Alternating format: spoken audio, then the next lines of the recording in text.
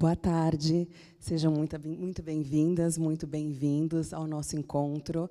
Essa é a nossa última noite de encontros do festival, está passando muito rápido, e eu agradeço a todos e a todas que nos prestigiam mais uma vez com a sua presença às 18 horas da tarde de uma quinta-feira muito atribulada, de uma sexta-feira muito atribulada, olha só, enfim.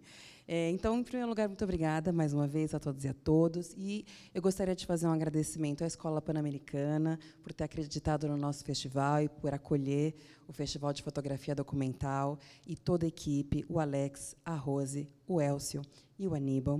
Gostaria de agradecer à Heineken, em nome do diretor de Brand Experience e Patrocínios, Guilherme Bailão, o Alain e a equipe, por nos patrocinarem por meio da Lei de Incentivo à Cultura do Estado de São Paulo, o PROAC. É graças a esse benefício que nós podemos oferecer os encontros com entrada franca e os workshops e leituras de portfólio com 50% de vagas gratuitas. Agradeço também a toda a nossa equipe e vou rapidamente passar para a apresentação da nossa mesa de hoje, que, sem dúvida, vai ser o encontro mais emocionante do Fotodoc, porque é um encontro que fala da perda, é um encontro que vai falar, primeiramente, do Juan Esteves, que foi um grande retratista, um grande fotógrafo, que apoiou o Fotodoc desde o início, desde a sua primeira edição, quando nós não tínhamos nenhum orçamento. Ele quis vir, aceitou vir, e eu lembro que, quando nós atribuímos 20 minutos para a leitura de portfólio, ele achou que era muito pouco tempo, que ele queria ficar muito mais tempo com as pessoas. E ele sempre acolheu, com muita generosidade, os fotógrafos amadores e já célebres. E hoje nós recebemos a Alice Esteves, filha dele, que vai falar sobre o trabalho do Juan e sobre um projeto que eles tinham em andamento. Nós ficamos muito honrados com a sua presença, Alice. Muito obrigada por estar aqui. E também temos o Tadeu Villani, que tem uma exposição aqui na Grande Galeria Distopia, onde ele tem imagens sobre as enchentes do Rio Grande do Sul. E não é a primeira vez que o Tadeu Villani expõe no Fotodoc, porque ele foi um dos ganhadores do prêmio do ano passado, então ele já expõe pela segunda vez. O Tadeu também deu um workshop hoje, aqui na Escola Pan-Americana, e eu vi o Tadeu em todos os encontros que nós fizemos. Então, o Tadeu se entregou de corpo e alma para o Fotodoc. Obrigada, Tadeu, pela sua parceria, por acreditar no festival. E, por ser um encontro que tem uma forte carga afetiva, para conduzir essa conversa, nós convidamos o Sérgio Branco, que é fotógrafo, jornalista, editor da revista Fotografe Melhor, e com o qual o Fotodoc tem uma relação afetiva e emocional muito importante. O Branco foi chefe do Érico, e o Branco é o nosso padrinho de casamento. Então, eu deixo vocês com o meu querido Odindo. Obrigada. Bom, boa tarde a vocês. No primeiro momento, eu queria respirar um pouquinho, né, porque a gente vai falar um pouco do Juan. Eu sou um cara bastante emotivo. E lembrar que o Juan foi muito importante para a Fotografe e, tenho certeza, para milhares de fotógrafos perdidos por esse Brasil afora.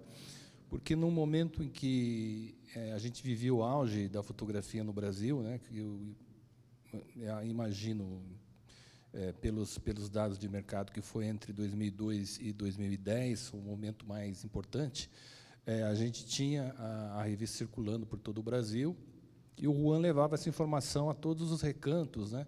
E ele era o cara que dava o toque cultural para a revista.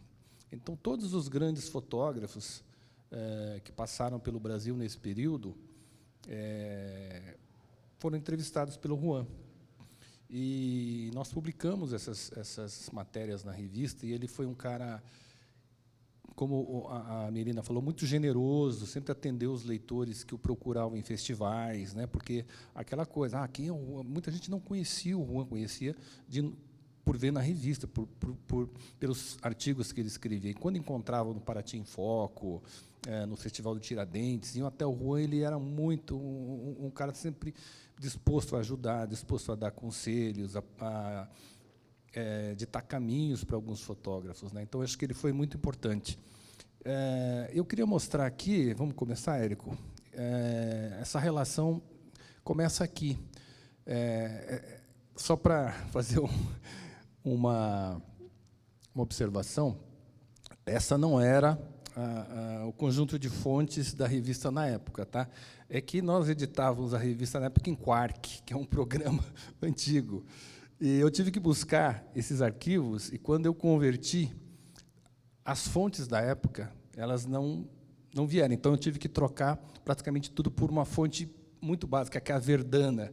Então, o que vocês estão vendo aqui é basicamente uma reprodução do que era a revista na época. Então, essa foi a primeira matéria que o Juan fez para Fotografe.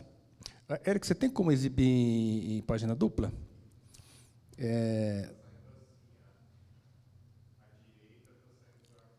Entendi. Então, pode ser em página simples mesmo. Então, tudo começa da seguinte forma. Eu trabalhei com o Juan na Folha de São Paulo. O Juan entrou na Folha em 86. Eu já era repórter da Folha desde 84. Nós trabalhamos juntos até 89, porque eu saí da Folha, eu trabalhei de 84 a 89, o Juan e eu saí em 89. Então, nós trabalhamos durante 3 anos na Folha, eu como repórter, ele como fotógrafo, fizemos várias matérias juntos. E depois eu fui para a revista, né? Nunca mais voltei para jornal. E passei por várias revistas, e aí, em 2001, eu assumo a Fotografe, na Editora Europa, para fazer uma mudança na revista, né? Para tornar a revista de uma forma diferente. Nesse processo, eu tive que entender primeiro quem era o leitor da revista. Passado um tempo, depois que eu entendi, eu falei, preciso de alguém que escreva artigos culturais para a revista. O Juan, na época, ele escrevia artigos de fotografia na Ilustrada da Folha, que eu estava falando para a Alicia. Eu era assinante da Folha, né? Porque eu saí da Folha, mas a Folha nunca saiu de mim, eu sempre continuei assinante da Folha. Então, eu acompanhava o Juan nos textos que ele escrevia para a Ilustrada. Aí eu liguei para o Juan e falei, olha, assumi a Fotografe, não tem nenhum articulista da área de cultura, você topa? Ele, na hora, topou. Então, nós começamos a bolar pautas. Então, o nosso leitor, a gente queria trabalhar um leitor naquela época, um fotógrafo ainda iniciante e tal. Então, a gente precisava preparar aquele leitor para absorver informações mais culturais de fotografia.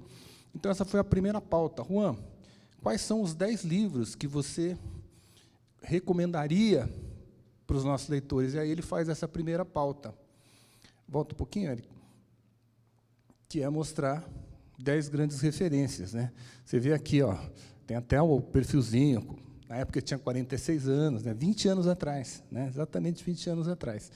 E aí ele começa, né, com essa primeira matéria, ele vai quais são os 10 livros que ele indica para os leitores. E assim a gente começa a criar uma relação com o leitor, e o Juan, com essa relação de passar esse tipo de informação, essas referências para quem estava começando na fotografia. Então, esses são uma seleção que vale até hoje, né? Se você pensar, né? Exceção de alguns, talvez, aí, mas Êxodos, talvez, a coisa mais recente do Salgado, né? Próxima, pode ser?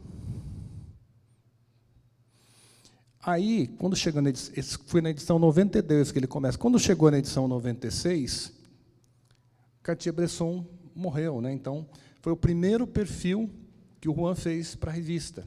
E ele faria muitos depois, de grandes fotógrafos. O primeiro que ele fez para a revista foi justamente no momento triste da fotografia, que foi quando o Cartier-Bresson morreu. Então, essa foi na edição de 96 que ele mostra um pouco, faz um perfil, né, um pouco do perfil do Cartier-Bresson, né?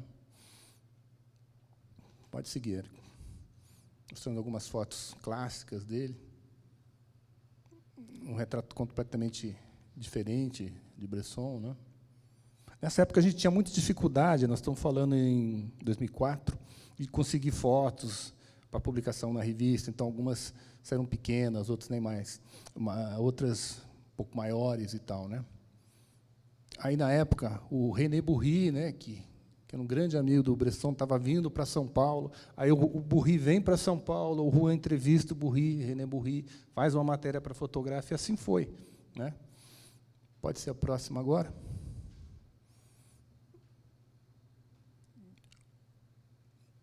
Então, aí, na edição 114, aí o Juan já tinha feito vários perfis, 80 anos do Farcas, já tinha feito várias coisas. Aí, na edição 114, a gente conversa numa pauta, quem que está surgindo na fotografia brasileira e tal, quem são os novos nomes, né? Trocamos algumas ideias, e aí começam a surgir, volta uma, Érico, começam a surgir, né? E importante, fora do eixo Rio-São Paulo, tá?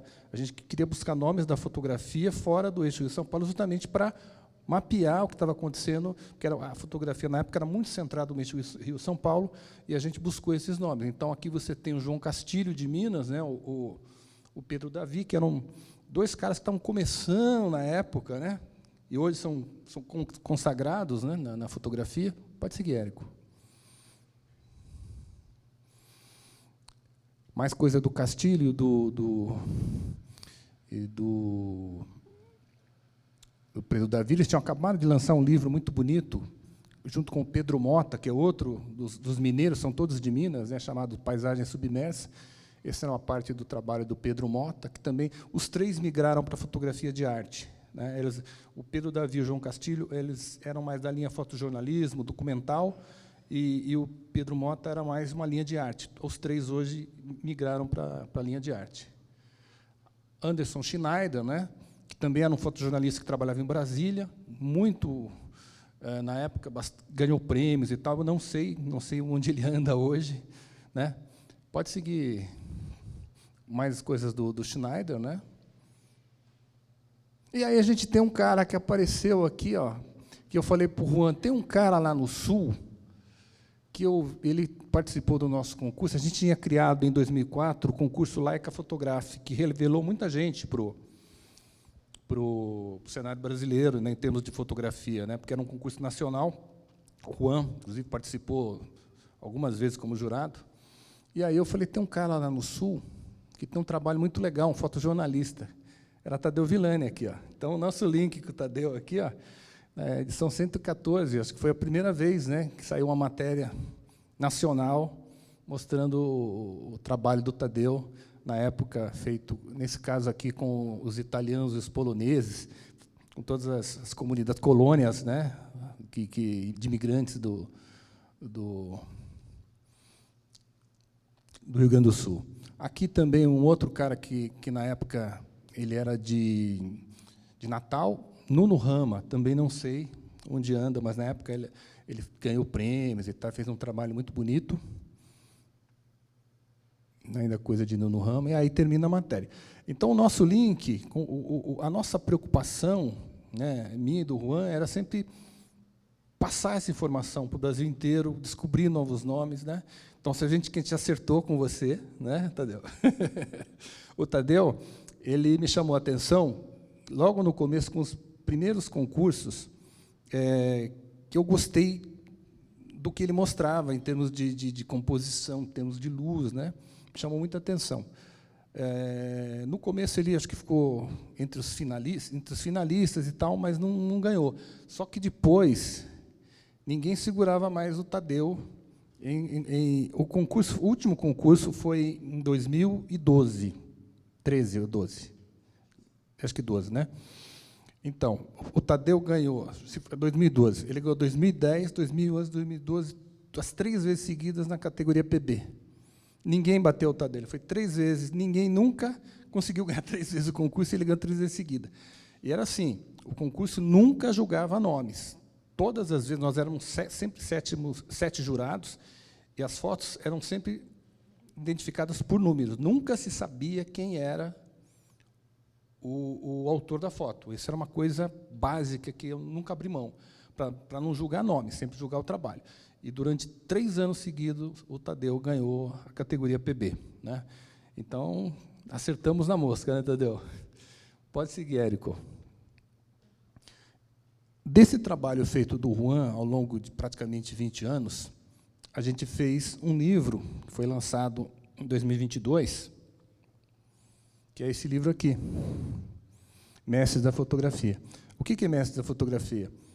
É um apanhado de todos os perfis que o Juan, de todos não, uma parte, né, porque todos ficariam um livro enorme, a gente selecionou perfis de fotógrafos estrangeiros que tiveram no Brasil, foram entrevistados por Juan. O Juan, todos esses retratos que estão aqui, o Juan fez. Acho que não, exceção de 1 ou 2, mas grande maioria ele fez, que além de entrevistar, ele fazia o retrato dos fotógrafos que ele entrevistava.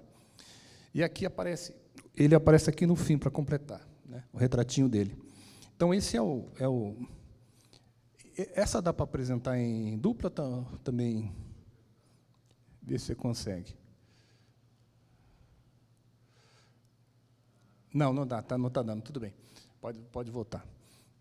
Então aqui, só para você ter uma ideia de todos esses casos. Logicamente, Ansel Adams ele não entrevistou, né? Mas ele fez uma matéria sobre o trabalho do Ansel Adams, Jacques Latif também não, mas fez uma... Então, alguns, logicamente, ele não entrevistou, porque já tinham morrido na época, mas René Burri ele entrevistou, Elliot Everett ele entrevistou, Bob Gruen, Alex Webb, Ralph Gibson, Martin Parr, Thomas Hopker, David Alan Harvey, Bruce Gilden, Marianne Mark, Irene Ionesco. Não, Irene Ionesco, acho que ele fez trabalho. Graciela, ele entrevistou. Antonin Cratoville, todos. Marcos Lopes, Yusuke Katamura, Jane Evelyn Atwood, Peter Hugo, Peter Funk, Cristina Demidel, Laurent Scherrer, Sandro Miller, Frogardunho, Kudelka, e não, o Cartier-Bresson não, logicamente, também. Né? Mas é aquela matéria que ele fez da época da morte. Então, imagina, grande parte desses nomes eram da Magnum, né? Que vieram para o Brasil, ou para festivais, ou para participar de workshops, e o Juan entrevistou todo esse pessoal, e isso era importantíssimo para passar para as novas gerações, para os fotógrafos que estavam chegando, quem eram essas figuras. Né? Então, a gente que estava no meio da fotografia conhecia, mas quem estava começando na fotografia não tinha muita ideia, então ele mostrava o trabalho de todo mundo. Quer dar uma passadinha? Então, aqui a gente vai passar mais ou menos como eram as matérias feitas, né? Ansel Adams, né? Que são as matérias, que é uma parte só, que está no livro, uma parte do livro. Pode seguir, Érico.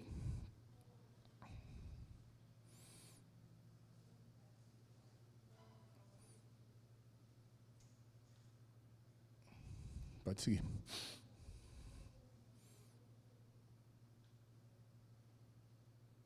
Então, por exemplo, aqui ele explicava a importância do Latig em relação à foto de movimento, né, que era uma coisa que, na época, pouco se fazia. Né.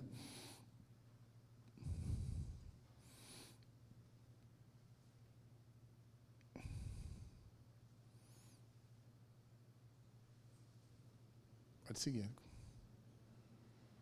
Alguns fotógrafos que ninguém lembrava mais, que era o Evan Blumenfeld, que era um cara super importante, né. Mas, de repente, existia uma grande exposição aqui. Muitos as pautas vinham porque eles tinham grandes exposições no Brasil, por exemplo.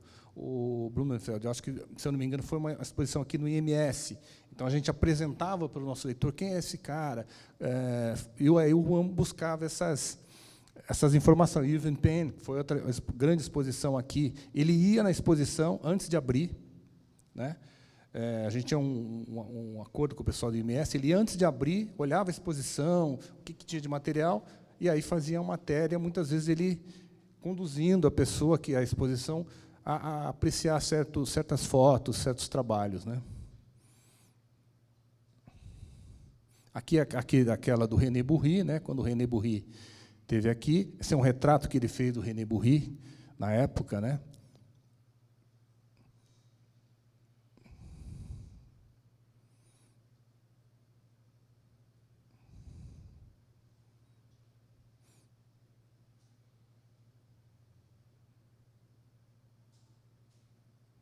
Outro retrato que eu gosto muito, que o Juan fez, do Elliot Erwitt. Esse é um retrato do Juan, né?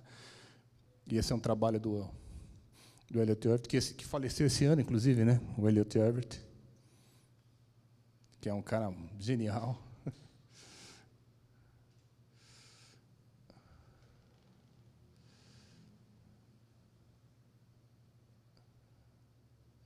E, assim, e todo tipo de fotógrafo. Bob Gruen era um fotógrafo de banda de rock, que era amigo do John Lennon. Então, ele veio para o Brasil também para uma exposição. O Juan foi entrevistar o Bob Gruen, mostrando esse outro lado, né? Não era só fotógrafo da máquina. Todo fotógrafo importante que vinha e que tinha um trabalho legal, ele entrevistava.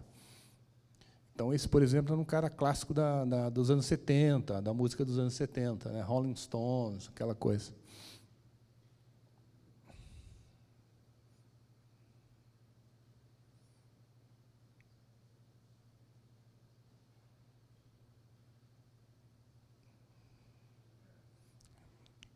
Acabou, né? Tá. Então, essa é uma parte do livro, né? Porque o livro ele tem 200 e poucas páginas. Então, todo o material que ele fez ao longo desse tempo, a gente resumiu aqui. Eu dei uma editada, logicamente, tirando coisas mais marcantes de tempo, né? No texto. E foi muito importante a gente ter feito esse livro, né? Porque também é um documento importantíssimo de todos esses fotógrafos que estiveram no Brasil, e a gente estava preparando outro, porque também o Juan entrevistou e fez perfil fotográfico de todos os grandes fotógrafos brasileiros, né? Alguns já falecidos, German Lorca, Tomás Farcas, alguns, Evandro Teixeira, e outros grandes nomes, né? Nair Benedito, como é o nome dela? Fugiu. Maureen Biziliar, e todos os grandes fotógrafos ele também entrevistou. Porque e sempre o gancho era vai ter lançar um livro, vai ter uma exposição grande e tal, e a gente ia lá, entrevistava e mostrava na revista. O que a gente estava fazendo? A gente estava separando esse material. Eu já tinha, na verdade, separado esse material, a gente já tinha escolhido os nomes para fazer uma edição dessa, só com os brasileiros e os estrangeiros que acabaram se radicando no Brasil.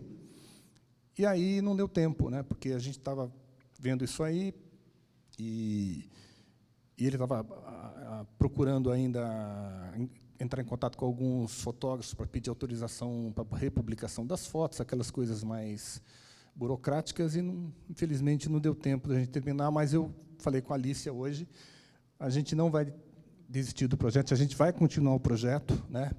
Eu vou retomar os contatos com essas pessoas para a gente ter as suas autorizações, e a gente quer futuramente publicar todos esses textos que estão lá guardados na revista, né, que são um documento importante para quem gosta de fotografia, né? Então, basicamente, é isso. Eu vou passar a palavra para a Alice agora, né? Só encerrando que foi um grande amigo meu, a gente se divertiu muito falando de fotografia, bebemos muita cerveja em festivais de fotografia, em mesas de bar, falando sobre fotografia, e é um prazer que a filha dele esteja aqui hoje para falar do trabalho dele. Obrigado.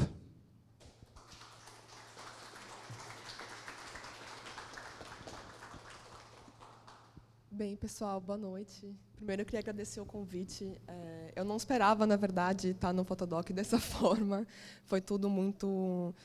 a passagem do meu pai foi muito surpreendente para todos nós, mas fico feliz por poder me juntar a essa homenagem também.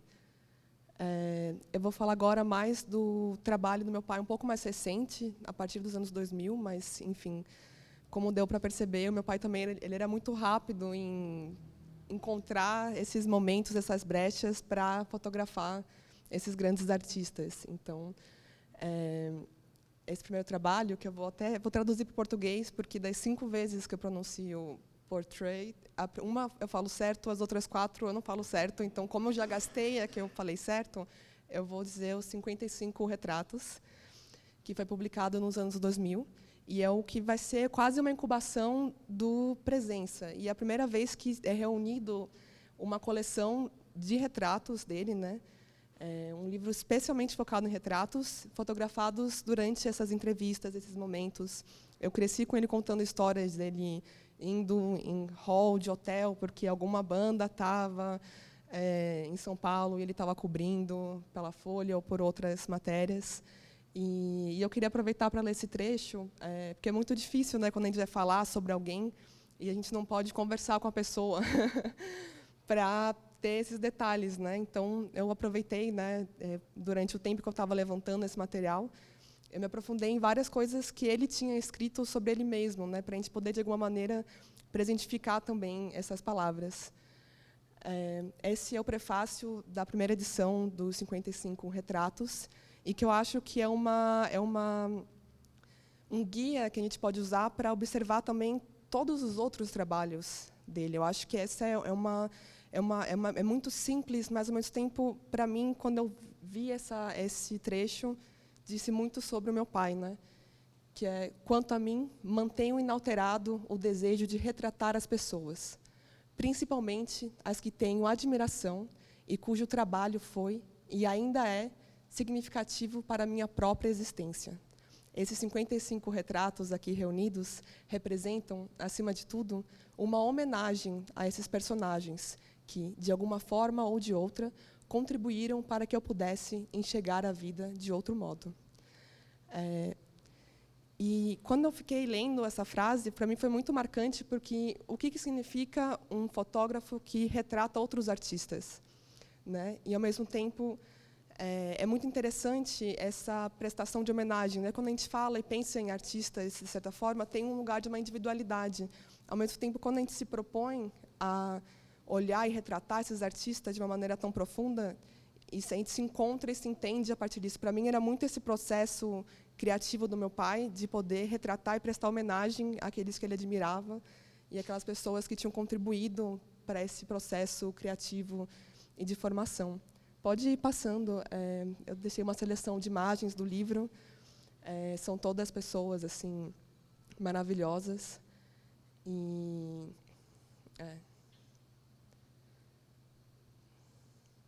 E os 55 retratos, posteriormente, ele vai virar uma coleção muito maior, que vira o livro Presença, né, que também foi uma mostra que ficou em exposição em diferentes lugares. As imagens são usadas até hoje em dia para ilustrar biografias, para ilustrar matérias. É quase como se ele estivesse presenteando esses artistas com o que eles também deram para ele de força, criatividade e imaginação, né?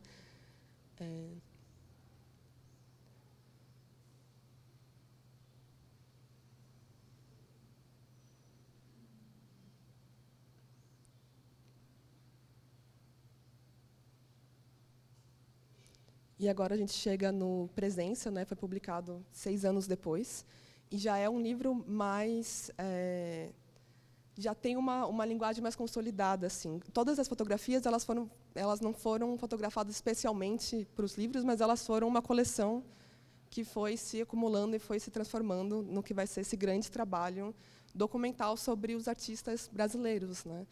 E o Presença, ele é uma coleção de... Eu deixei anotado aqui nas minhas anotações. São 138 artistas plásticos brasileiros e que foram naturalizados brasileiros também.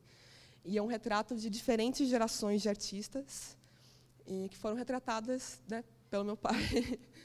E eu acho muito bonito porque, enfim, eu fiquei viajando horrores, né, para pensar como que eu ia fazer essa apresentação aqui para vocês, né?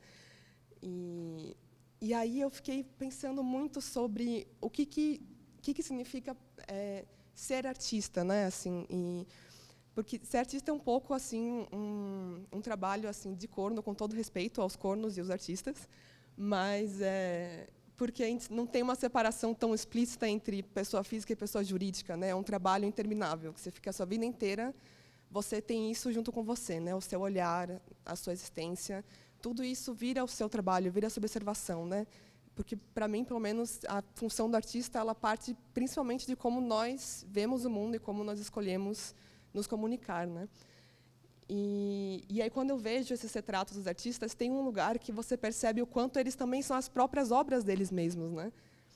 Que como que você né, não tem uma separação, né? Quando você vê os retratos, um bom retrato ele, né, diz bastante sobre quem está sendo retratado e sobre a pessoa que está olhando também, né? Mas fiquei pensando um pouco nessa escolha dessa responsabilidade de fotografar um artista, né? E tem até um pouco essa na sinopse, né, do Presença, tem um pouco essa coisa de falar desse lugar mais íntimo dos bastidores, né?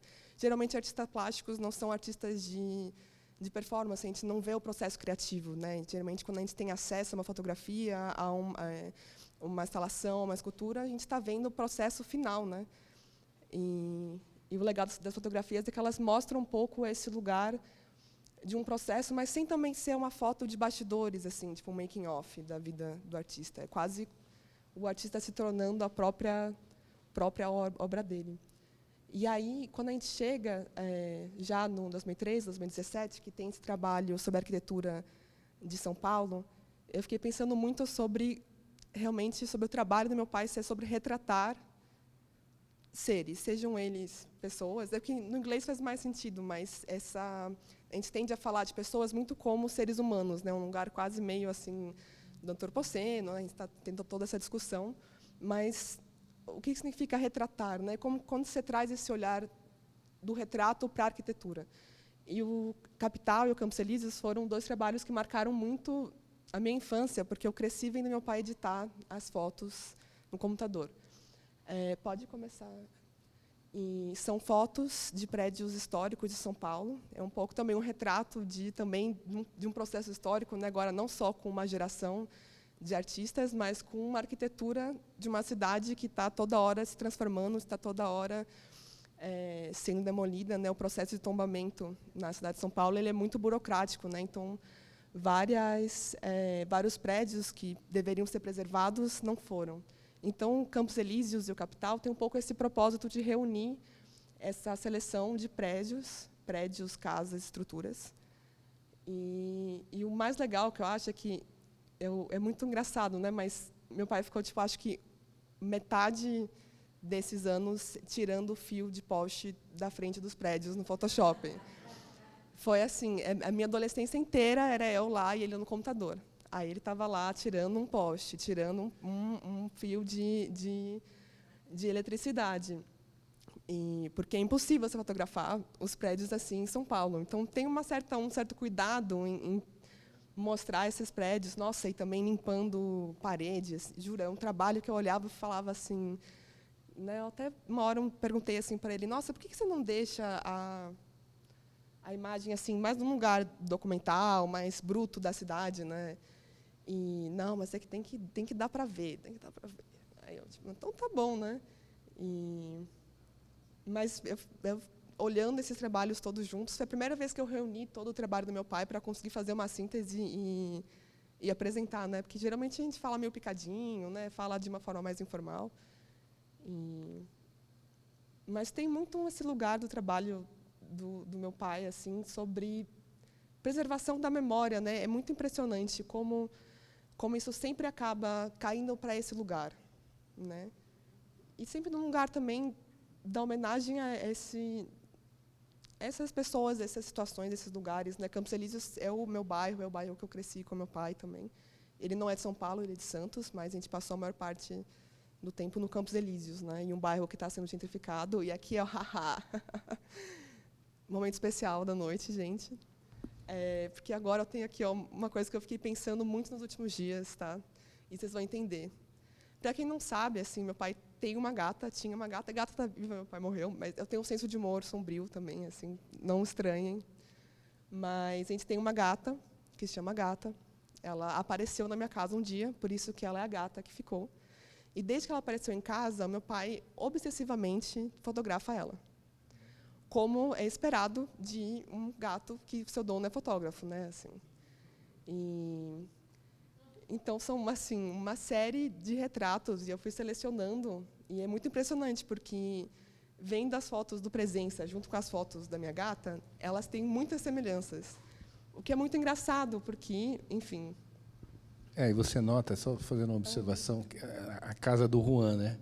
Como ele tem essas referências de arte dentro de casa, né? Exatamente. O meu pai, ele tinha um cuidado muito grande, ele tinha uma curadoria pessoal do acervo dele, na casa dele, né? Ele, às vezes, eu acordava de manhã, domingo, ele estava batendo um prego, porque ele resolveu trocar 2 quadros de lugar, assim, um pelo outro. Você olha e fala, nossa, que legal. Mas ele tinha uma construção, ele foi construindo esse espaço ao redor dele que o que ele gostaria de olhar, assim, né? Então você vê, tem assim, e ela posava para ele, inclusive, assim, acho que deu para perceber o que é, assim, é uma gata patricinha, porque que essa gata foi mimada pelo meu pai, gente, vocês não têm noção. E ele retratava, porque eu fui percebendo, né, meu pai ele não se retratava, ele não tirava retratos, autorretratos de si mesmo, né, apesar de fotografar os outros sempre. E eu percebi que, na verdade, as fotografias da gata, de certa forma, era uma maneira dele se retratar, porque elas dizem muito sobre o cotidiano dele, sobre a casa dele, sobre o pezinho dele com a gata, sobre você vê as paredes, as fotografias, você vê o que ele estava olhando, o que estava cercando esse espaço dele, né? E aí eu comecei muito a ver essa série você vê, né, os quadros, diferentes quadros, livros, livros, livros, livros, livros, livros, e a gata, né, posando. E então, para mim, foi esse insight que eu tive de olhar e pensar que é uma maneira de documentar a própria intimidade também, né? Porque meu pai também era muito reservado. Você via pouquíssimas coisas dele, da vida pessoal dele, né? Eram pouquíssimas das pessoas que frequentavam a nossa casa e que tinham acesso a isso. E de certa forma isso tudo ficou registrado através dessa série que tá no Instagram dele, está disponível, tem a hashtag, que é a gata que ficou. E agora, para não me estender muito também, uma outra coisa que eu fiquei pensando muito nesse processo de luto é como os artistas são concedidos, de alguma forma, uma certa imortalidade também, né? Que quando tudo aconteceu, eu estava me preparando para viver um processo de luto tradicional, né? E eu nunca tinha perdido alguém tão próximo antes, né? Eu morava sozinha com meu pai, então foi uma coisa abrupta. Mas, ao mesmo tempo, depois que ele faleceu, eu nunca senti ele tão presente em todos os lugares que eu olhava, assim. E na minha casa, nas pessoas que vinham me falar, nos alunos dele, em todas essas coisas. Então, tem um legado muito forte. E a ideia é que esse legado não desapareça, né? Porque esse é o bom de ser artista. Você continua nas pessoas que olham a sua obra, você continua existindo nas pessoas que foram transformadas pelo seu trabalho. E eu acho que tem muito a ver essa questão, até com os retratos, né? Assim, dessa grande homenagem. E o Bressonianas é um projeto que meu pai estava tocando junto com a Editora Origem. Eu estava auxiliando mais nos bastidores. E que ele não conseguiu completar, né, porque, enfim, ele faleceu. E a ideia é que a gente publique o Bressonianas no primeiro semestre do ano que vem. E o Bressonianas é uma homenagem ao Cartier-Bresson, que vocês viram nas primeiras... Como que fala isso? Na revista? Nas matérias. Das matérias que estava aparecendo, assim, uma grande referência para todos os fotógrafos. O Cartier-Bresson era um grande fotojornalista e um grande fotógrafo. E o Bressonianas é uma grande homenagem. É uma coleção de 30 anos de fotografia de vários lugares diferentes, vários países diferentes, das viagens que meu pai fazia trabalho, do cotidiano. E o Bressonianas reúne esse acervo de imagens. E é um spoiler aí do que vai ficar para o ano que vem. Então, a ideia, enfim, como o Branco falou, é que a gente continue dando continuidade a esse trabalho continue sendo publicado, sendo visto, porque tem muita coisa, e acho que isso. Acho que meu pai prestou homenagem a tanta gente que agora é hora de a gente homenagear ele também, né?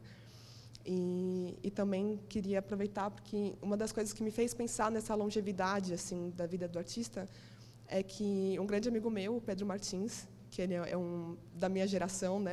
Ele é filho do Luiz Martins.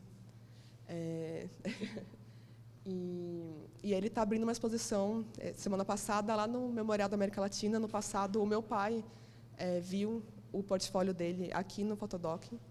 E ele viu o portfólio dessa exposição que está abrindo. Então, é muito bonito ver como esses trabalhos se continuam e ver que o trabalho do meu pai, de certa forma, continua sendo materializado através das pessoas. Então, fazer o convite para a exposição do Pedro. Pegar a data. Chama Assentamento, está no Espaço Gabo, lá no Memorial da América Latina. Então, acho que é isso, né? Agora passar para o Tadeu.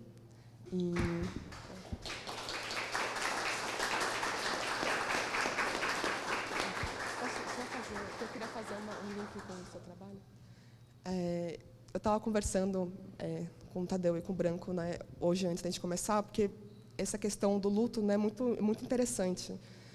Porque, ao mesmo tempo que foi a primeira vez que eu passei por um processo assim de luto tão próximo, eu também fiquei surpresa o quanto o luto e a morte são presentes na nossa vida e nossa existência como pessoas que moram no Brasil, né? E que vivem num país que é construído em cima da necropolítica todos os dias, né? E ao mesmo tempo, revivendo muito materiais que eu uso no meu trabalho cotidiano, eu lembrei de uma frase do Luiz Rufino, na Pedagogia das Encruzilhadas, que ele diz que o oposto da vida não é a morte, o oposto da vida é o desencantamento. E faz no exercício de resgatar esse conceito da morte como um conceito de transformação, em que as coisas podem continuar existindo, né? Ao mesmo tempo que o desencantamento cabe esse lugar de todas as grandes tragédias que acontecem e vem acontecendo no nosso planeta e no nosso país, frutos de anos de devastamento e de mudanças climáticas e de violência. A questão ambiental é muito forte hoje em dia, a gente tem desabrigados climáticos em vários lugares, a gente tem novos termos que são criados para representarem situações como, por exemplo, o racismo climático. E agora eu queria só fazer essa ponte para o trabalho do Tadeu, que tem justamente a ver com isso e com essa questão do Rio Grande do Sul. Minha família é do Rio Grande do Sul, que foi uma grande coincidência também. Eu perdi o meu tio-avô para as enchentes no interior de Porto Alegre. Então, assim, conexões, gente.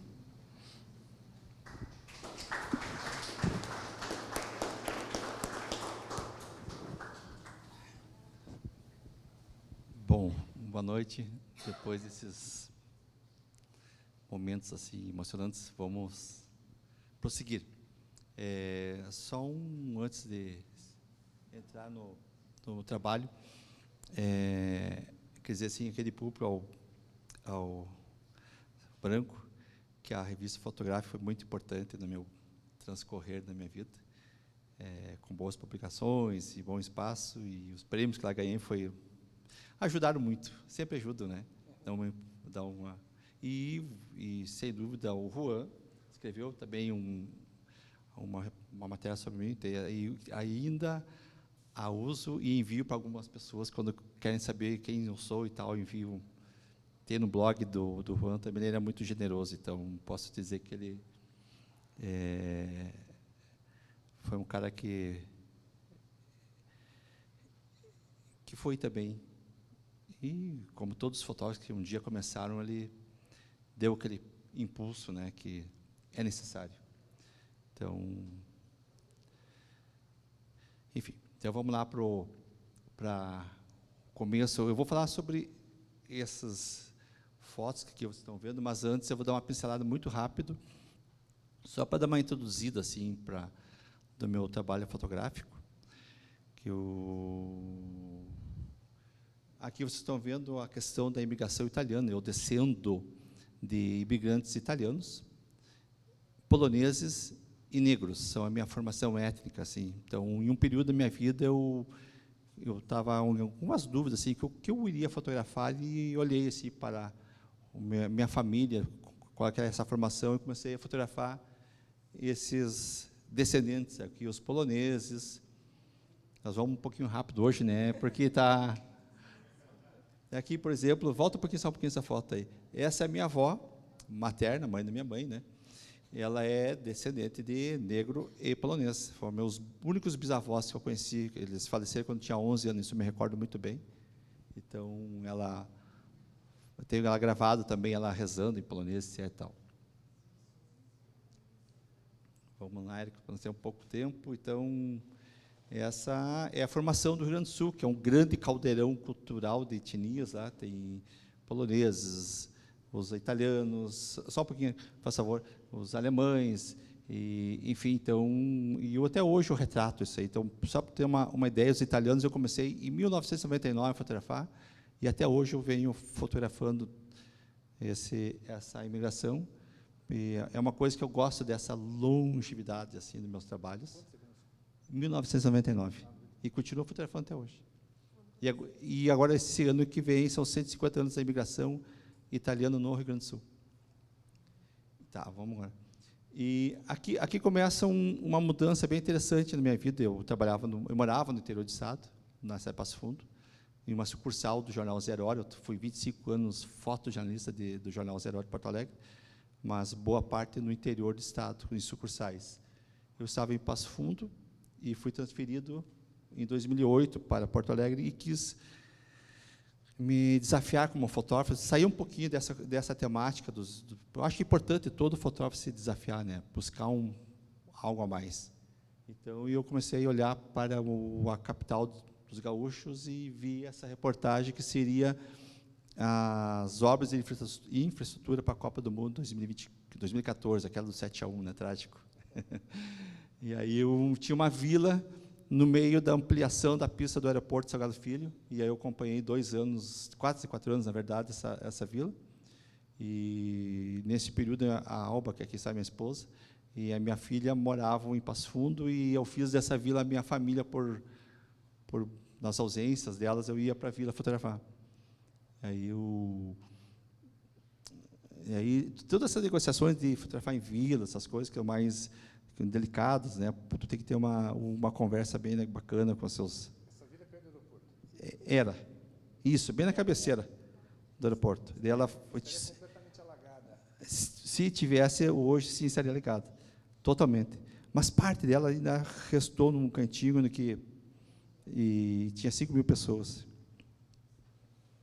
E aí, dentro desse projeto, eu nessa convivência, isso que é legal, eu acho, do cara que se propõe a fotografar o mundo, é começar a ter o olhar atento para várias diversidades que tu vai encontrando no caminho. E nessa vila, que era formada por recicladores, um dia eu vi essas carcaças de televisões, assim, num dos recicladores que tornou meu amigo, e pedi a licença: posso fotografar assim, desse jeito, para ver o que acontece? Aí eu fotografei e ficou legal o resultado e fiz uma série. Você ganhou um prêmio Conrado Wessel com essa série. Com essa série. Ele ganhou um prêmio Conrado Wessel com essa série. E uma dessas, essa carcaça de televisão, por exemplo, que eu encontrei tenho ela até hoje, guardada. E eu tinha um escorte na época, e aquele escorte com aquela carcaça circulava as vilas, depois ela foi crescendo, saiu da vila e fui para outros bairros periféricos do. E aí o gato, olha os gatinhos. Eu gosto muito dessa foto também. E aí eu acho que talvez seja o trabalho que mais entre tantos, mas o que mais curto assim fazer é o Pampa Gaúcho, o qual já tem um livro lançado. E agora, provavelmente, ano que vem vai ser o 2º livro. E o primeiro saída que eu fiz foi em setembro de 2011 para o Pampa, para fotografar. Volta um pouquinho só, bem rapidinho. Para fotografar também mais uma parte de mim mesmo, das minhas formações, que eram os negros. E esse quilombo existe na fronteira com o Uruguai, na cidade de Santana do Livramento, e eu vou fotografar esses. E esse era o cotidiano deles, bem vestido como gaúchos, hoje, inclusive, de bombacha, né? Tinha que estar bem vestido como um bom gaúcho, né? Alpargata e bombacha.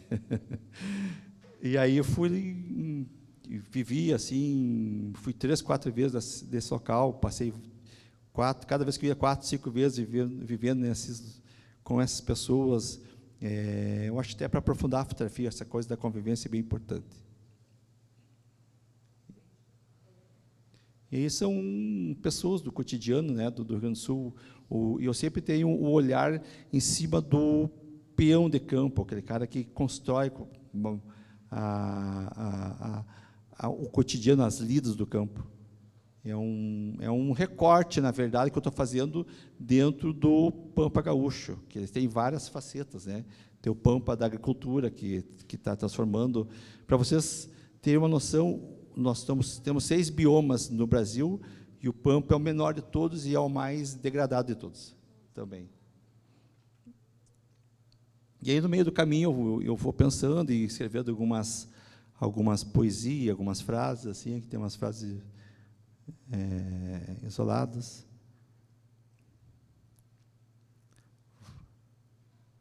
E esse ano, esse trabalho do Pampa, só para ter uma ideia, é dentro do bioma Pampa, gaúchos que vivem dentro do bioma Pampa. Agora já estou estendendo esse trabalho, que eu descobri que lá no Chile também tem gaúchos.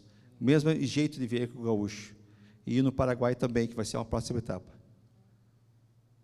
Então, a vida do fotojornalista, documentarista, é descobrir coisas e tu correr atrás dessas histórias e documentá-las. Quer uma camiseta? Estou aqui hoje. Só um pouquinho agora. Agora não pode botar essa próxima. Aqui já começa uma outra mudança. 2020, o mundo mudou, né, com a coronavírus. E para mim também mudou. Eu trabalhava no jornal Zero Hora, e nesse meio tempo o jornal arrumou um pretexto de fazer limpa também, dizimar a redação, e mandou 150 profissionais demitindo-os. E eu fui um deles, que eu acho que foi no frigir dos ovos, como você fala, foi bem benéfico na minha vida, que eu consegui sair daquela coisa do comodismo de ter meu dia 5, quando era o meu salário. Então, eu comecei a correr, comecei a ir mais atrás de histórias e viajar mais também. Então, de certa forma, foi muito benéfico nesse sentido, mas sair de um jornalismo acomodado, ter as pautas certinhas, etc. Tal, para dentro de uma pandemia foi também um choque, assim, bem tremendo, porque não sabíamos o que acontecia, né? Mas não me acomodei. Daí a minha filha, Bia da Alba, ali, tinha assim, um interesse muito grande por fotografia na época. Ela tem 24 anos agora, faz psicologia. Para nós mantermos nossas mentes ocupadas, porque isso é um grande trauma, né, tu ir para uma pandemia. E está encerrado em casa, eu convidei ela para nós fazer um projeto juntos, fizemos, que era... Nós publicamos esse projeto, não lembra? Sim, publicado. E esse projeto era escrever frases, palavras, quer dizer, que era stop, pare, e porque em diversas línguas onde foram atingidos, o mandarim, chinês, o espanhol, o italiano, o francês, o português, etc. Tal. Aí são fotos minhas, aquelas 4 anteriores eram da Júlia.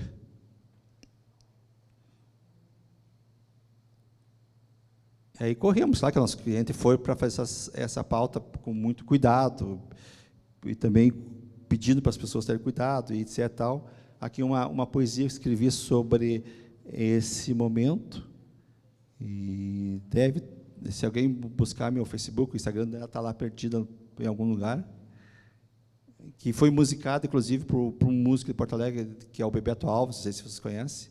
Ele botou uma melodia e está no YouTube, quem quiser buscar lá, Tadeu Villani e Bebeto Alves, Stop de Nós, vão encontrar.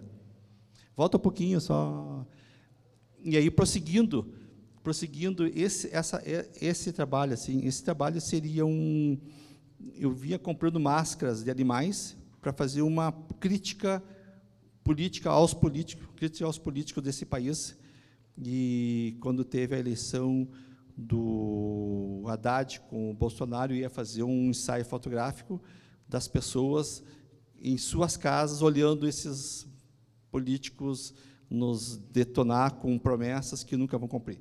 Enfim, aí perdi o time de fazer esse projeto, mas aí quando veio a Covid, eu voltei com essas máscaras, dá para fazer mais uma crítica à nossa sociedade, né? Que isso é o progresso, entre aspas, do ser humano, que tem causas que nós todo mundo sabemos, e não vamos aprofundar muito nesses detalhes, assim, só vai longe. Aí os animais olhando os seres humanos confinados em vários ambientes.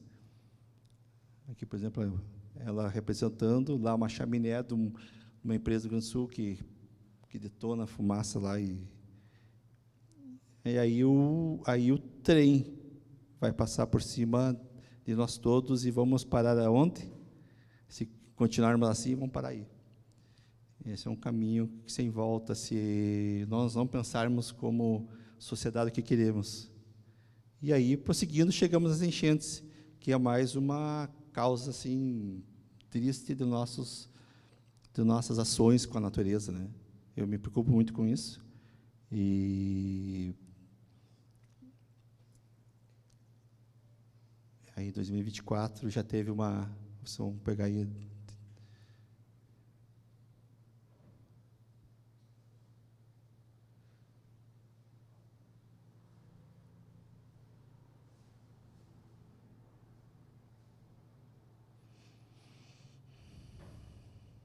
Aí já é o bairro que eu vivo, hoje se chama bairro Menino Deus. Nós ficamos a 4 quadras da água atingir nosso prédio, nós residimos, mas o bairro foi... Esse bairro, especificamente, parte dele, o que acontece aqui? A água retornando às suas origens. Aqui, isso quase tudo foi aterrado. Então, nada mais que um momento, um dia, tem um revés, né? E o que acontece em Porto Alegre, existem vários rios que compõem a hidrografia dessa nossa região, que eles vêm do Vale do Taquari e da Serra, e foram 10 ou 15 dias de chuva, média de 300 milímetros por dia, e tudo isso veio desaguar existe uma controvérsia se é rio ou Lagoa dos Patos, Laguna Guaíba, e depois que desagua na Lagoa dos Patos. E aí essa imensidão de água que caiu nesses dias inundou a cidade. E muita dessa água ela não tinha vazão, porque lá na Lagoa dos Patos existe ela se estreita, onde tem o Porto de Rio Grande, e ali a saída dela é pouca a saída, e aí o vento sul do mar vem em direção ao continente, e essa água voltou, estava represada, voltou e entrou pelos bueiros na cidade. Não foi por cima do muro, foi pelos bueiros, e foi inundando e enchendo a cidade. Aí o centro histórico de Porto Alegre, o mercado público, que é um mercado maravilhoso, para quem conhece Porto Alegre já foi lá, eu acho um lugar muito bom de ir conviver, fotografar. Aqui é já o pós-enchente, assim, a água já baixando, eu consegui... E uma diferença muito grande quando tu está fotografando para um jornal, e aí eu fui de forma independente, porque ninguém me pediu para fazer essas fotos. Eu achei que era um momento histórico que estávamos passando.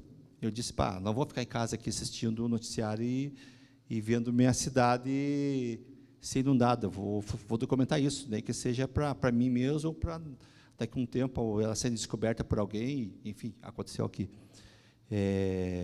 Eu acho que isso é uma coisa que todo fotodocumentarista, todo fotojornalista tem que ser um ser humano curioso e querer ir atrás de histórias, mesmo que seja para si próprio. Então, estou documentando aí de forma independente, e aí caiu uma ficha muito grande que eu nunca tinha pensado. Quando está fotografando-se de forma independente, não é chancelado pela grande imprensa. Quando tem um crachá, faz uma diferença para chegar. Tem um barco passando ali, mas daí tem 4, 5 profissionais, os caras são da imprensa, esse barco vai para quem tem o crachazinho ali. E é mais fácil de entrar naquele barco. Eu perdi muitos barcos passando para ir nos locais, porque para chegar a alguns locais só chegava de barco. Em um momento lá X eu consegui, num dia, fazer um passeio pela cidade para registrar mais essas partes inundadas. O fotojornalista, quando está trabalhando no grande jornal, ele tem essa facilidade de ter essa chancela, ter tu está trabalhando, tu está documentando, não só para o jornal, mas também para um jornal que vai circular pela comunidade, pela tua cidade. Então, isso é muito bom, assim, no sentido de documentação nesse caso, dessas tragédias, que foi a maior tragédia da história do Rio Grande do Sul. E foi uma tragédia, na verdade, anunciada, porque ela vinha acontecendo. Em 2015, eu fotografei uma enchente no Rio Grande do Sul, que foi em 2015, foi o segundo maior nível d'água, desde a primeira grande enchente, que foi 41, que inundou a cidade. Daí, enfim, passou o tempo, ninguém fez nada. Daí veio a enchente de 2023, que ficou ali também para entrar na cidade, mas o Vale Taquari, para quem não conhece, ele é aquela região ali de Lajeado, enfim, ali muitas pessoas. Nós somos aqui, o Eloy, meu cunhado, nós conhecemos essa região. É uma região que teve cidades lavadas, a cidade de Mussum, de Roca Salles. Imagina vocês aqui em São Paulo ficarem todos, sem poder sair da cidade, e nem mesmo os aeroportos funcionar, assim nós ficamos. E cidades ao redor serem dizimadas, assim, tipo, lavada do mapa, assim, foi isso que aconteceu. Foi muito intenso. E tem cidades lá que vão ter que ser transferida parte das cidades da beira dos rios. Então, temos que pensar, né, no que estamos fazendo com o nosso cotidiano, com nosso meio ambiente. Aqui já é a cidade de Canoas, que a cidade tem mais ou menos uns 600 mil pessoas, sendo que o bairro Matias Velho, só o bairro Matias Velho, tem 300 mil pessoas.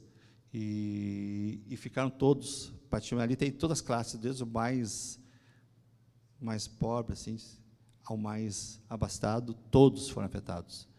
Todos, sem exceção. Alguns perderam literalmente essas casas, casas que vocês vão ver uma foto na frente, que uma das casas que foi totalmente virada.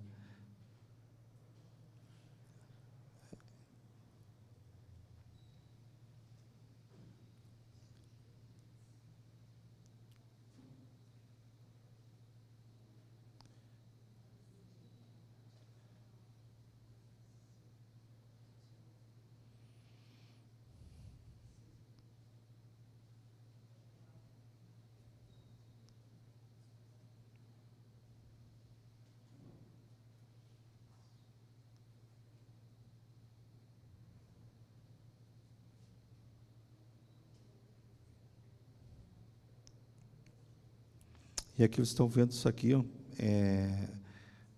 tem tudo que tem dentro de uma casa, vieram para a rua, e todo o bairro, assim, todo o bairro, todas as ruas foram inundadas, depois passou as enchentes de restos de móveis e utensílios. E como é que está a cidade hoje? Já superou, em parte, né? Nunca se supera, mas, em parte, essa destruição, como é que está? Parte, sim, mas tem gente que nunca mais vai recuperar as suas residências, tem gente que saiu do bairro, porque não foi a primeira vez que foi atingido, como essa foi mas já tinha dado enchentes anteriores, que lá na parte mais, que tem diques das plantações de arroz que estouraram, lá já tinha dado enchente. Então, esses caras aí foi a gota d'água e esses não retornam mais. Até porque essas casas não existem mais, porque não foi só destruída a casa, veio a terra junto, e essa terra mudou inundou a casa, inundou de barro. Então, é um trabalho muito gigantesco para tu recuperar a tua casa, é melhor tu sair.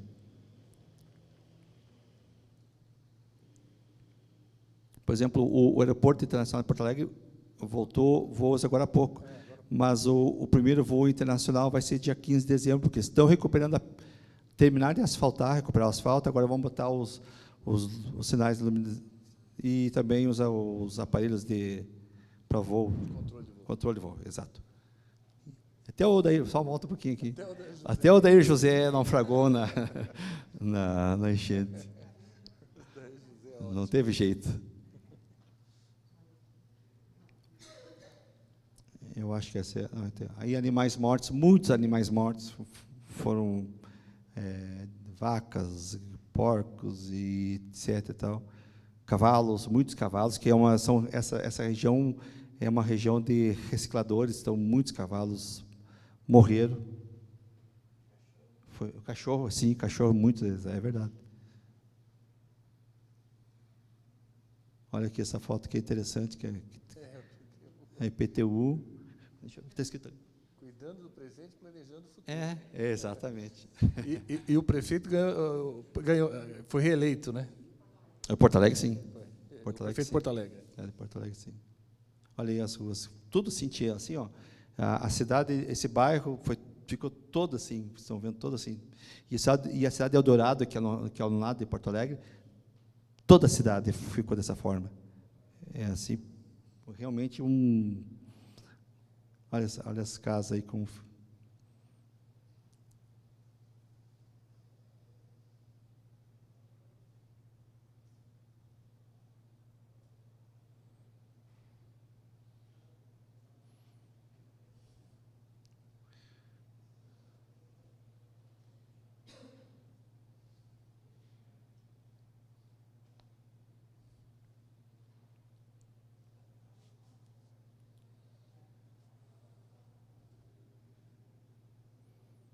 E aí termina com essa foto. O cara está vendendo o barraco lá por 150, é isso? Volta a foto um pouquinho. Vende-se. Aí já é em Porto Alegre, nas partes mais periféricas, que é perto da Arena do Grêmio, que foi totalmente inundada. O Grêmio também ficou... Não, é 15 mil. 15 mil. Para vocês verem... É 15 mil. Mas até no futebol, os dois times de Porto Alegre foram afetados, né? Ficamos sem jogar, sem ter futebol, acho uns 13 meses, acho, Porto Alegre. Isso prejudicou muito o Grêmio, senão, com certeza o Grêmio seria campeão brasileiro esse ano, né? Não deu, vai ficar para o próximo ano, então. E vice o Inter. Com certeza.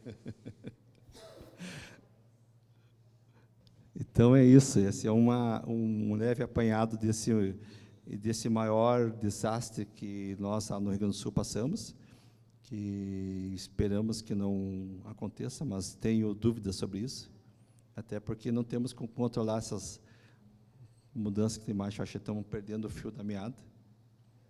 Então, o que nos resta é documentar até que algo aconteça. E você tem algum, agora, projeto em andamento? Como é que está isso? Referente a esse? Não. Projetos em geral. Você está tocando? Tocando. Agora eu tenho um projeto que é prosseguir com o Pampa Gaúcho, lançar o livro do Pampa, que abrange dentro do bioma Pampa, o Uruguai, Argentina e o Rio Grande do Sul, e depois prosseguir para o Chile, para seguir daí ter outra abrangência nisso aí, para sair um pouquinho do bioma, para ser os gaúchos espalhados por pelo Cone Sul, o Chile e o Paraguai. E dentro dessa temática do homem do campo, eu estou fazendo um trabalho fotográfico que eu fiz um estudo sobre a documentação quase inexistente da presença feminina no campo. Eu vi algumas fotos muito interessantes. Isso, então, e não só fotograficamente falando, mas também nós temos um termo que chamando para os pintores que pintam o campo, costumbristas. É um termo muito particular nosso lá, mas na Argentina e no Uruguai que se usa isso. Então, os costumbristas também não pintavam as mulheres como um protagonista. Sempre o Pampa,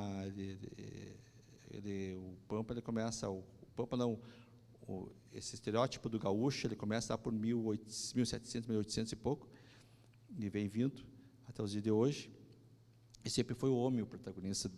É uma região que já foi muito machista, hoje, com as transformações, está mais atenuado isso, então eu quero documentar, eu acho que talvez, se eu tiver êxito nesse trabalho, seja o primeiro fotógrafo a fazer essa documentação fotográfica nos 3 países.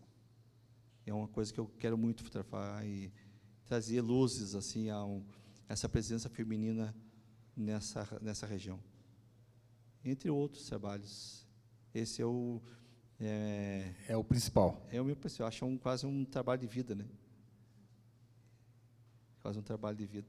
Eu vi algumas fotos das meninas na lida do campo lá, impressionantes. E é legal, né? Porque quando tu começa a se conectar nessas conversas com essas mulheres, tu vê o quanto que elas também estão esperando esse momento acontecer. Parece que, demorou tanto tempo para nos observarem. Algumas mulheres já falaram sobre isso. Vou falar um termo assim que os argentinos usam, né?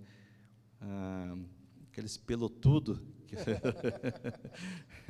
Sempre eles, tia. Então, está na hora, sim, realmente, de nos saber que estamos aqui e que juntos fazemos o campo.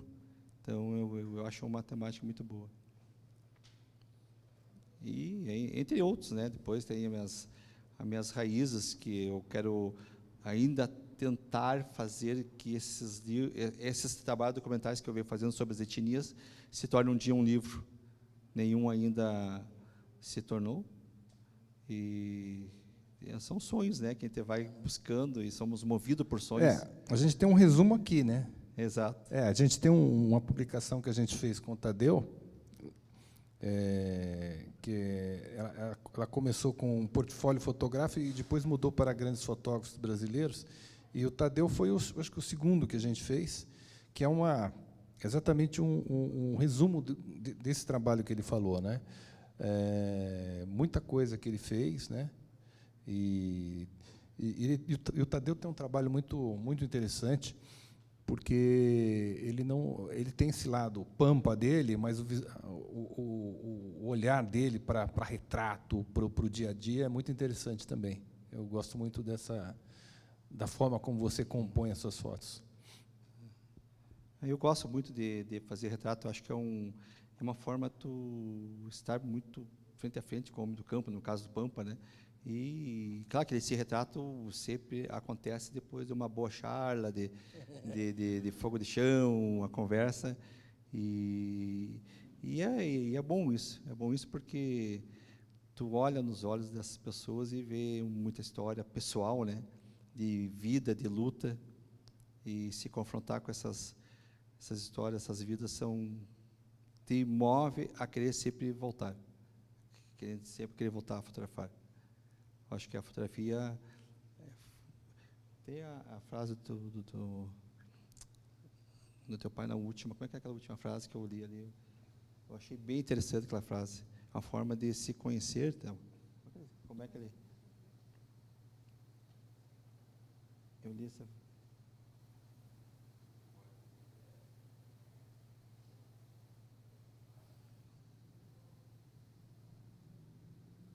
Essa aí. Essa última, né?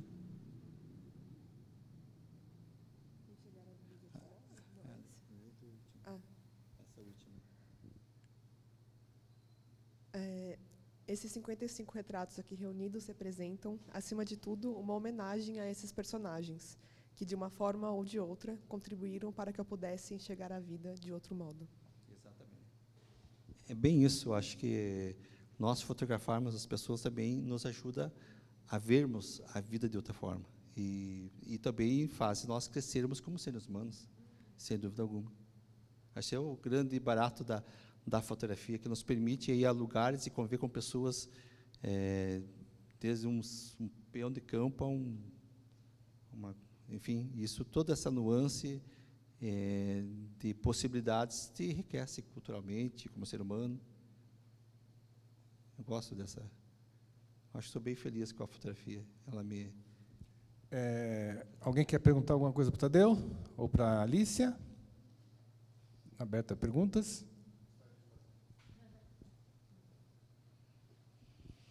Gostaria de fazer uma pergunta para o Tadeu. Ele até mencionou, a gente não...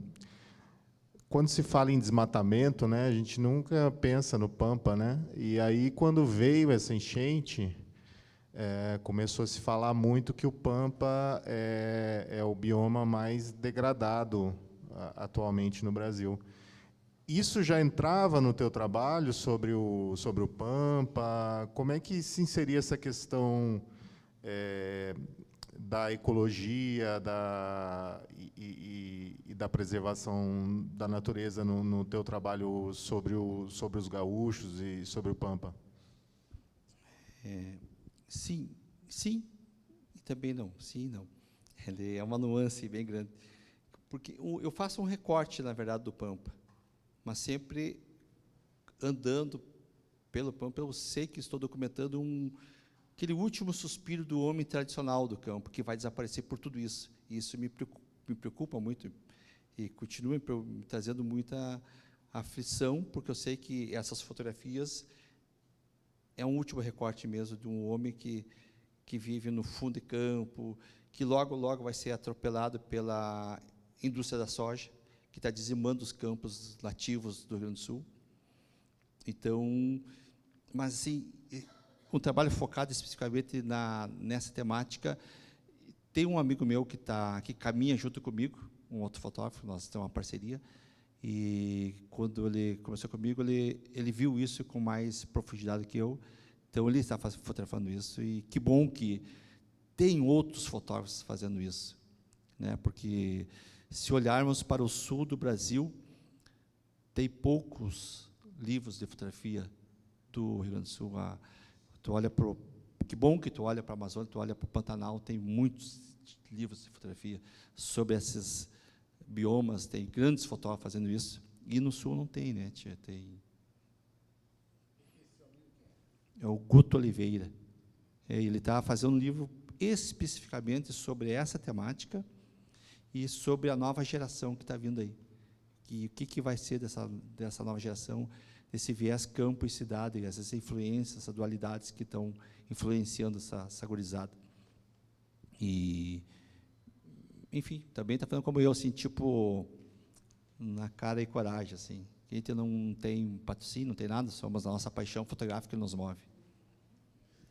Pessoal, temos tempo para mais uma pergunta, se alguém tiver. Queria, então, agradecer. Vou fazer. Tipo assim, ó, pergunte, que nós temos um termo lá no Rio Grande do Sul que nós fazemos, assim, quando a oportunidade acontece. Quando um cavalo encilhado está passando, monte nele e vai embora. Prossiga, vai ter outra história. Tipo que o cavalo está aqui. Então, pergunte, depois não vão ter mais oportunidade. Nesse caso, vocês vão ter a oportunidade de conversar com o Tadeu, com a Alícia, com o Branco. Agora, convido todos a subirem a livraria. Você tem uma questão? Para subir a livraria e acompanhar um pouco das conversas com o autor.